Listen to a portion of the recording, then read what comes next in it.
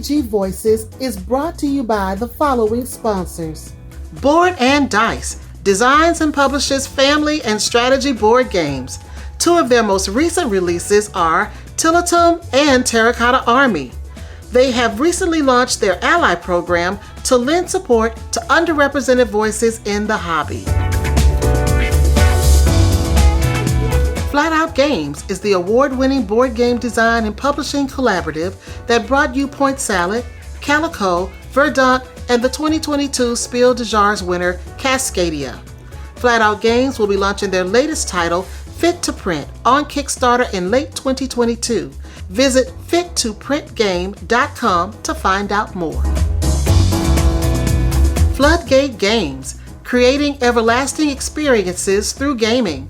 Floodgate is best known for Sagrada and its family of expansions, as well as other great games like Fog of Love, Decorum, and most recently Kites. To learn more, visit floodgate.games. Hi everybody, I'm Starla. I'm Mick. And we are Our Fan Plays Games. Voices, yeah. And welcome back to another week. We're here and then we're not here. Well, when this episode comes out, yes, we will be in Dallas, Texas. Yes, we will. At BGG Con. We've been talking about it a whole lot. We've been talking, yes. And hopefully some of you guys are here with us. Yes, and because we know some of our OFPG contributors will be there too. Yes. You know, so we are so excited. Oh, we're probably having a blast, but you'll hear all about it. You'll hear all about it. Yes. So we are slowly counting down. That's not slow, it's fast. It's fast. This year is coming to an end. Starla, before I knew it, it was already November. I know. But see, the crazy thing, we're going to talk a little weather now. In Omaha, it's no snow. Not yet. They keep talking about this La Nina or something like this. Not yet. And no snow. No snow. And I'm like, what's going on? I don't know. We came up here for snow. Yes. For some I'm winter. sure we're going to get some. I'm sure. But right now, we are in the warm Texas weather. Yes, we are. I'm not all, family, I know I'm not all about that warm. I love snow. I want some snow. Well, hopefully this year we will get some. Hopefully. Yes, but in this episode, yes, we've got some great contributors, yes, and we've got two new contributors. Yes, we do. So we're going to kick this off with Talking Games with Jazz from the Lobby of Hobbies, and he's going to discuss a pyramid of games, or what he called a Christmas tree of holiday games. Yeah, Christmas tree. It's pretty cool, though. So you got to check that out. Yeah. And then next up, we're going to hear about my board game journey from Melanie. Yes. She talks about her journey into the hobby. She's new, folks. She's new voice on it. Mm-hmm. New voice. And then we're going to come up next with Fertessa Allyse in the Designer's Corner. The lady. She's going to do it. She's going to do her thing. She's talking about designing games for the players you don't anticipate. That's a good one. Well, she be dropping the mic. Yeah. She drops the mic. Yeah. I tell you. And last but not least, here we go. We have another new contributor, Maurice Andrews, and he's going to talk about Marvel Champions. I need some help on that because I'm glad to hear. I need some help on that game. I tell you. So sit back. Yes. Get yourself a cup of coffee. Yes. Buckle up and have some fun with us. But first, let's hear from the lady in her Good Human segment. Here we go. Hi, everyone. Welcome back to another segment of Good Humans. This week, I want to talk about loving the life you live. As the saying goes, life is what you make it. And at times, we get so bogged down in things that just don't matter that we forget to love the life we live. Life will never be perfect, and it is unrealistic to expect perfection from yourself or anyone else. So here are 5 things I want you to think about to help you love the life you live. 1, appreciate the small things. 2, know your limits. It's okay to say no. 3, fill your time with things and people that matter. 4, live in the moment. And 5, be your own best friend. Now, I decided not to elaborate on these points because I want you to think about what they mean to you and not give you my own personal interpretation. So hopefully you will take a moment and just appreciate all the good things in life and the good things you do for yourself and for others. So just live your life to the fullest and be the best human you can be. And as we always say here at OFPG Voices, our goal is to make this world a better place, one board gamer at a time. What's going on, everyone? This is your boy Jazz over at the Lobby of Hobbies. And now that Halloween is over and we're getting closer to Christmas and Thanksgiving, what that means in a Puerto Rican household is that all of the traditional holiday foods are being cooked, the coquito is flowing, and the Christmas trees are going up. Now, what this made me think of is a video that my buddy over at Table Knots, Doolin, did, all about creating this pyramid of games. And as the pyramid got obviously to the top, the games are getting smaller. We're going to be doing a Christmas tree style pyramid of games where each game is going to get progressively smaller. These are all small box, quick games that you could potentially take with you to your family functions this holiday season. So if you're ready for it, let's get into it. Now, the first one on my list is a co-op game for 2 players. This is based off of a very popular party game that I know Starla is a fan of. This one is Codenames Duet from CGE. Now, I'm not sure, Starla, if you've played the Duet version. Yes, Jazz, I've played Codenames Duet. This one is all about, how well do you know your partner to be able to create the right clues to be able to get through the objectives in the amount of turns you're allotted in this game. This one is super challenging. There's a campaign mode built into this one, all about giving word clues. So if you want to introduce your friends to the hobby, maybe a perfect date night style game, definitely check out Codenames Duet. The next one on my game is another co-op style game. This one is one of the newer ones that I have in my collection. I just picked this up at Gen Con from Floodgate Games. This is Kites, where players are going to be playing cards from their hand all collectively, trying to get rid of their hand together because this is a co-op game. You're trying to keep the sand timers from running out. Those are the kites that you're trying to keep in the air. So if you can keep the kites in the air and discard your entire hand, everybody at the table, you will win. There's a lot of chaos, a lot of, chaotic communication at the table, but there's a lot of fun and a lot of laughs with this one. Perfect for those family get-togethers.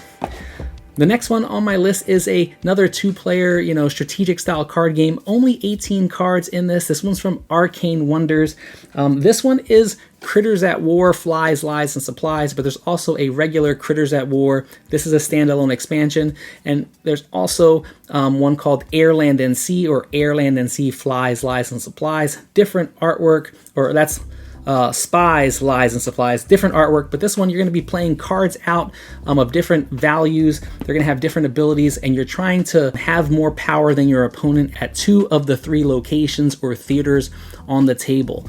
And what's interesting about this is you only have, it's 18 cards in the game, but you're only going to get a hand of 6 cards, and you can only pretty much have 6 turns each round.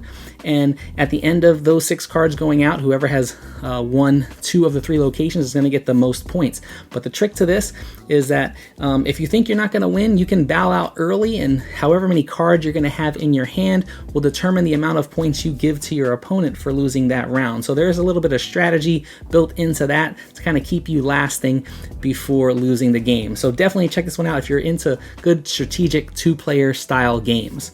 The next one on my list is it's an older game that I believe it was last year at Origins. I was introduced to this, and someone at the table dubbed this as Wingspan Light. This is an all card game where you're doing some set collection and card drafting. This is Good Puppers. There's going to be dogs of different suits that you're going to be playing out into a tableau before you, trying to bury bones and rotate these bones to score points. The more points you score at the end of the game, that's going to determine the winner. There's some simultaneous card play, which will determine what cards you could potentially draft into your hand for the next round. Definitely a lot of fun, one that I've enjoyed. So if you like Wingspan, I think this type of set collection engine building game would be right up your alley. The next one on my list, if you're a fan of simultaneous play, a little bit of real-time tile laying like Sorcerer City, which is a huge table hog, then scale it down a little bit and go get this one from Oink Games. No, it's not Scout, and this one is 9 Tiles Panic, where there's going to be a set number of objectives that players are going to try and use their 9 tiles that they're given to build and try to fulfill these objectives, and whoever can fulfill each objective the most is going to score the most points. There are some real times, so whoever can build their little town out first, grab the little token in the center, you're going to be the first one, but also your city is going to be scrutinized to see if you've fulfilled the objectives. If not, it's going to go on to the next person in turn order. Whoever scores the most points, there's going to be a set number of points to trigger the end game, will win. Definitely a lot of fun, a lot of chaos with this one as well. The next one on my list is a push your luck card game, all about set collection. This one is No Thanks, where players are going to be given a set number of tokens. A card's going to be placed on the table and they're going to put a token on it if they don't want it and pretty much say, no thanks, I don't want that card. What you're trying to do is build runs of cards out in front of you, but the key to the game is that you want to have a run of cards that are not broken. So let's say a 3, 4, 5. If you have a 3, 4, 5 in front of you, all 3 of those cards are only going to count as 3 points. But let's say you had a 3, you don't have the 4, and you have a 5. Those 2 cards out in front of you are going to be worth 8 points. Now, points are negative in this game. You want to have the lowest points to win this game, so definitely check out No Thanks. If you like a little bit of push your luck, a lot of laughing at the table, pretty much saying no thanks, I don't want that, and hopefully maybe you really want that card and you just want to see if that card comes back around to you, because the more tokens on that card are also going to be worth positive points for you at the end of the game. Next one on my list is another Oinks game. Like I said, these are games that I've been enjoying. This one is Startups. Startups is all about trying to gain shares in a company. A very easy, quick playing game. I think this one plays up to 7 players. And this one is all about draw a card, play a card. And you can either play a card to a tableau in front of you, or you can play a card to the center that you don't want it, pretty much discard it face up, but it's available for your opponents to grab and add into their tableau. A lot of fun in this one, a lot of push your luck. But man, I've had a lot of laughs with this one at the table, and I'm not gonna lie, I've probably had more fun in larger group settings with this one than I've had with Scout, although I love Scout. Definitely check out the lineup at Oinks Games. Obviously you can see there's 2 here, but there you go. That is my Christmas tree for the holidays of games that you could potentially take to your family and friends this holiday season. But without further ado, I'll see you on the next one. Hey everybody, I am Melanie, and I am so excited to be on OFPG Voices. So I figured I would start by explaining how I got into the hobby. In 2018, my marriage of 18 years came to an unexpected end, and I right away set up counseling for myself because I knew this would be a really difficult time.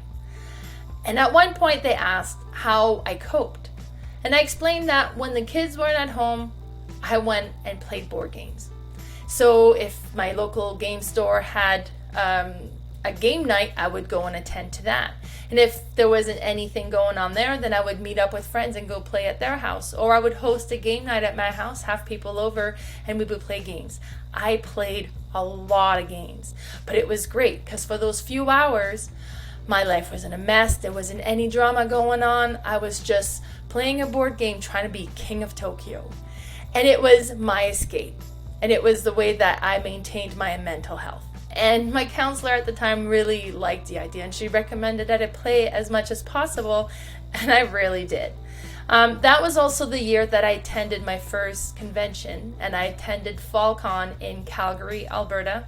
So FallCon is also a group that will host a FallCon event, but they also do meetups around the city. And after attending that event, they asked if I would join their team, and I took over or kind of helped with the social media side, posting, kind of helping create the community. I also started my own YouTube channel called Mel's Board Game Room. I also started a podcast with my friend Carla called The Board Game Specialist, where we post every week. And Games and Couple reached out to me and asked me to join their team. And Games and Couples do couples counseling utilizing board game as a way to use as a tool for helping couples connect or stay connected. And I love the idea. Board games is what helped me cope through my broken relationship, but having them be a tool to help people save their relationship really appealed to me. So we started doing the game night, date night series, and I figured we would talk about that today. And I would talk about how I first got exposed to a game night, date night, and that was with my parents growing up. So my dad worked construction, he was very busy. My mom had 3 very young children and she worked at our school, so she was also very busy. And at the end of the day, they would, after supper, they would sit at the table and they'd bring out the crib table, or the crib board, and we'd play cribbage. And this was their way of connecting and spending some quality time at the end of the day. And crib is such an amazing, simple game. You have the crib board, you have the little pegs that you would peg your points as you go. And the goal is to reach 121 points, be the first to reach 121 points to win the game.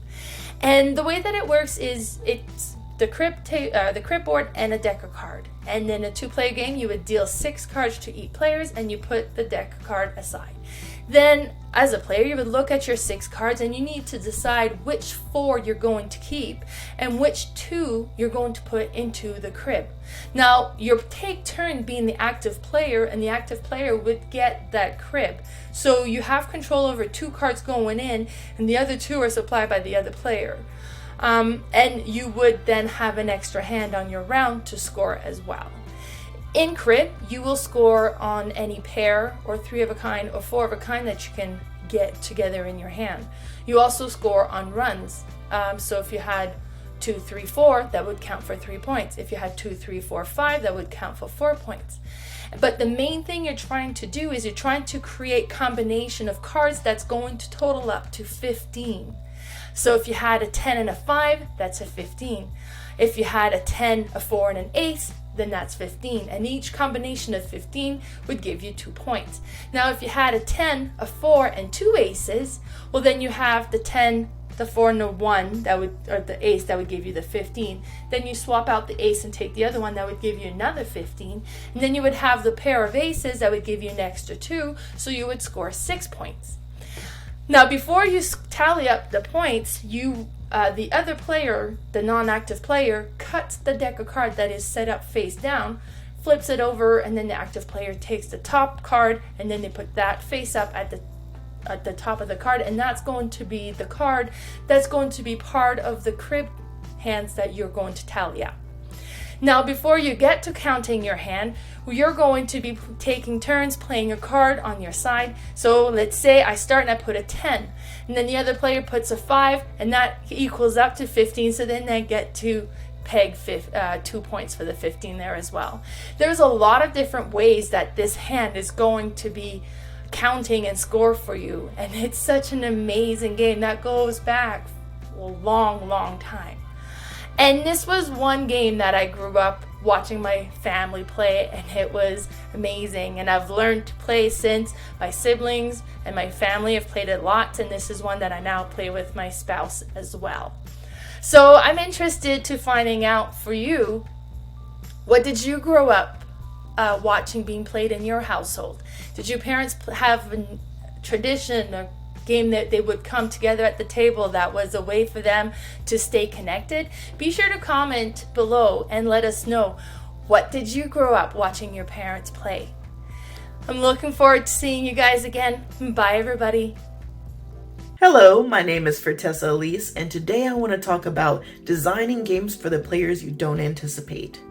Whenever we design games, we're usually crafting them for a particular audience. However, even though we're crafting them for an audience, we still can't anticipate who's going to sit down at our table.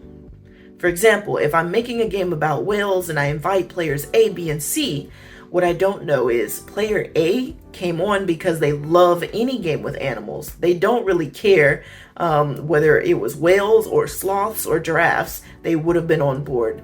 Player B loves any game about underwater animals, and so they came on board because whales are included. They want a little bit of take that, they want a little bit set collection, and that's what they're looking for. Player C adores whales, very specifically loves whales. They don't really care about players or any sort of player interaction. They really just want to focus on whale art and anything about the gentle giants. All of those are going to be valid consumers of my whale game, and I can't anticipate how they are going to react to my gameplay. So I came up with 4 questions that are good to kind of keep in mind as you are designing your game, and hopefully will make you be more mindful of the different types of players who may sit down to your game.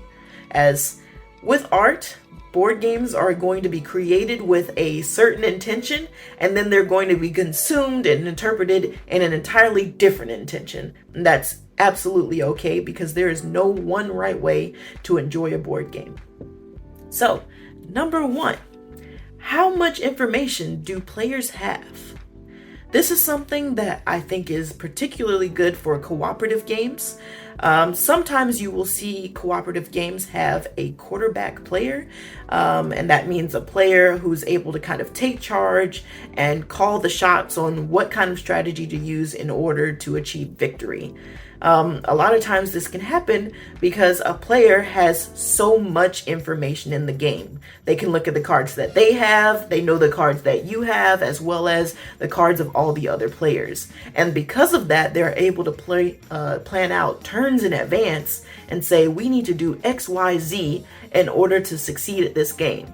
Sometimes that's totally not a problem, but other times that could be something that prevents other players from fully taking their turns or enjoying the game. So, regardless of the way that you decide to take it, you just want to keep in mind how much information players have, and depending on that, how that affects the gameplay.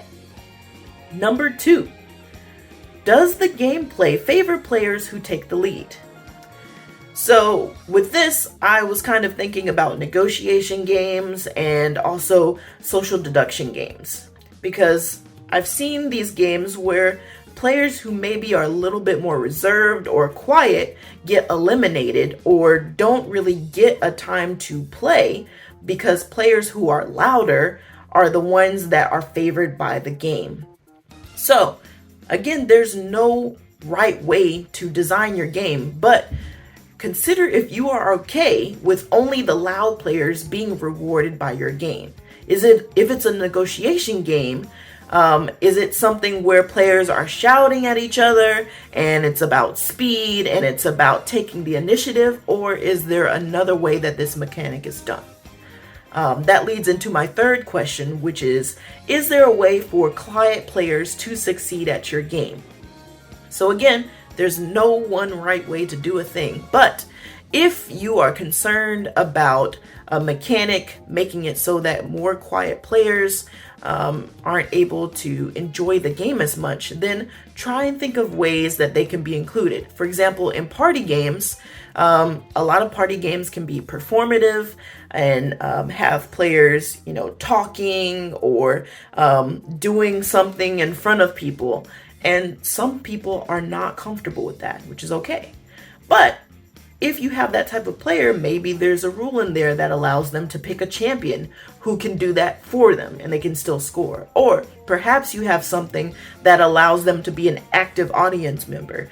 And by doing certain things as the audience member, they're still able to gain points. Things like that allow you to include so many different types of players, while still letting it shine for the players who are into the performance aspect of your game. So just keep that in mind as you choose how your design plays out. And my 4th and final question is, does your game break when it's not played in the ideal way? This can happen with really any type of game. I've seen it in strategy games where you have different types of players. In this example, you have a player who loves take that and confrontation, and then you have players who prefer to just kind of go through the motions of the game with maybe the less confrontational things, the set collection or the exploration part of it. And seeing if each person's version of fun meshes together. Because again, you're going to have different types of players sitting at your table, and each one is going to have their own definition of what's fun in your game. What you want to find out is, do different types of fun break your game? So if you create your game with the intention to have confrontation and conflict to create the tension in the game, and one player is within the rules able to go around your game avoiding conflict, what does that do? Does it elongate the game time until it's just no longer fun? Does it eliminate tension? Again, does it break it in some way where it is no longer playable? These are things that you want to look out for, because it's great if your game allows multiple people to use multiple strategies, but you just want to keep in mind that everybody is not going to play your game in the ideal way that you envisioned, which is, again, totally okay. But when they do that, do you still have a game left over? And if not, hey, it's time to play test for that. It's time to iterate. And if so, great job. So I hope that these questions give you some food for thought, as they did for me, and I hope they help you in your design journey. I'll see you next time. Thank you. Good day, everyone. My name is Maurice Andrews, and today I'm here to promote one of my favorite games of all time, and this is Marvel Champions. I unfortunately do not have the main box for it anymore, because there is this wonderful thing called card storage. You know, those boxes that you can build to house like 3,000-4,000 cards. So this game has gotten way too massive to try to keep it in the main game box. So now I have it in the card storage. But anyways, this is a game by Fantasy Flight. This is a part of their living card game system. So if you've already played Arkham Horror LCG, or if you've played Lord of the Rings LCG, then this one is a more streamlined version of that. But if you're not familiar with the living card game system, it's essentially kind of deck building, kind of not, because normally in deck building games you start off with certain cards and then you build your deck as the game go. Well, this one allows you to build decks outside of the game and then bring it into the game against whatever scenario that you're playing. And since it's Marvel themed, you're playing as superheroes going up against the villains, and the majority of their win conditions are the same, where you beat them, bring their health points down to 0, and their win condition against you is the same thing, is to bring your health points down to 0. Or they have what they call schemes, which is kind of a threshold that keeps upticking, and you have to do something about that while also fighting the villain as well. And they can summon minions, so you could be going up against Claw or Ultron, and then Melter come out, or Juggernaut, or whoever. It's fun to have those kind of thematic games to where you don't have to follow a particular story. You can kind of craft your own story within this one game, where I could have Rocket Raccoon and Adam Warlock go up against Red Skull just because, which I think is amazing. And it's one of the games to me that really challenges the way that you play games. You really have to think out how you want to defeat a said villain, because they could have these crazy antics to them that you have to deal with on top of trying to beat them. So it's a game that really challenges you, pushes you forward. If you're into co-op games, if you're into deck building games, I think this will fit right into your lane. I think that Marvel is a highly accessible IP right now. We're starting to have an influx of Marvel games that's coming out within board gaming. So I think that this will fit right into that mold of an easily accessible game.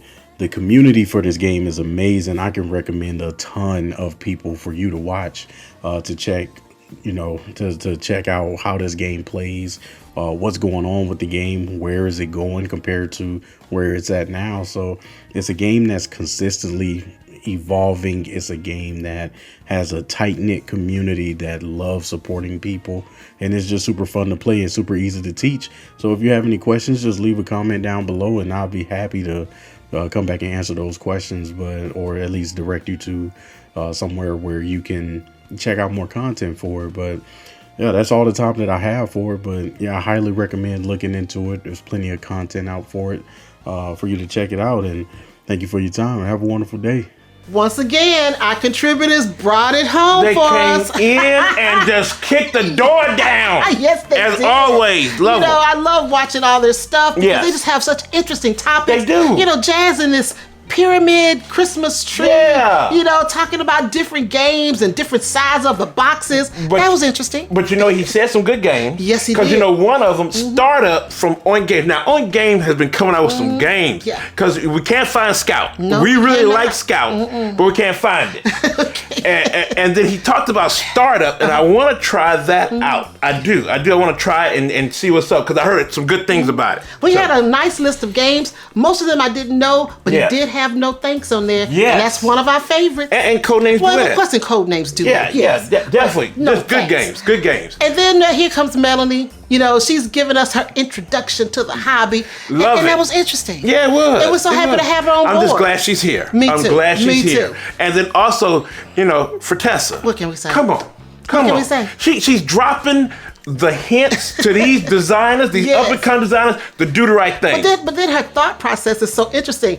The player you didn't anticipate. You didn't anticipate sitting at the table, and you're like, "Well, I was ready for it. Well, who are you?" So that's so true. cool. That is cool. That is so true. That is so true. And then last but not least, Maurice Andrews Jr. Let me tell you, I understand where Maurice comes from, because I got all that stuff too for Marvel Yes, Champions. yes. I need to find a way to store that, so I'm gonna have to talk to him about the storage system, because right now I got cards all over the place. Yes, you do. And they just keep coming. They just Yes, keep you- coming with yeah. stuff. So I'm like, well, what am I doing? I don't know. What am I doing? Well, I hope you guys enjoyed them. Yes, I know yes, we did. yes. And so that's this week's episode. Now, thanks to all our contributors, and Yes. also to all of our great awesome sponsors. sponsors, yes. Love y'all. Love y'all all. Now, Starla, what about our merch? Well, if you're looking for shirts or cups or mugs or something from Our Family Plays Games, Yeah, our yeah. OFPG Voices, you can find us on Spring. And we just released a new shirt.